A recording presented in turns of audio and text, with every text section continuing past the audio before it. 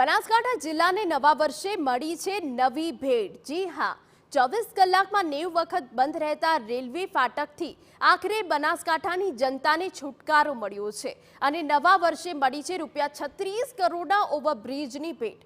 દિયોદર બજારમાં પસાર થતા રેલવે ઓવરબ્રિજને પ્રજાના ઉપયોગ માટે ખુલ્લો મૂકવામાં આવ્યો છે। પ્રધાન બળવંતસિંહ અને વિધાનસભા અધ્યક્ષના હસ્તે ખુલ્લો મૂકવામાં આવેલો ઓવરબ્રિજ ₹36 કરોડના ખર્ચે તૈયાર કરવામાં આવ્યો છે। આ બ્રિજ ખુલ્લો મુકાતા દિયોદર સહિત જિલ્લાની પ્રજાને મોટો લાભ થશે। 1 કિલોમીટર લાંબો ઓવરબ્રિજ બનતા હવે ટ્રાફિકનો પ્રશ્ન તો ઉકેલાશે, સાથે પ્રજાના સમયની પણ બચત થશે।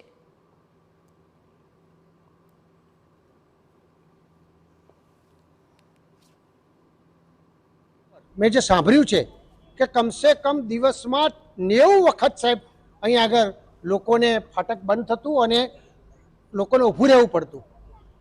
એની રજૂઆત સખત કરવામાં આવી।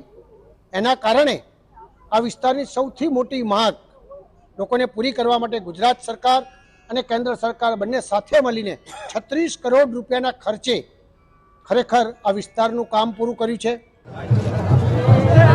છે કે બ્રિજ બંધ રહેલા વાહન ચાલકોને ભારે હાલાકીનો સામનો કરવો પડ્યો હતો અને લોકોની વ્યાપક ફરિયાદ અને બ્રિજની માંગ પ્રબળ બની હતી। ત્યારે પ્રજાના પ્રશ્નને આખરે સત્તાધીશોએ હાથ પર લીધો।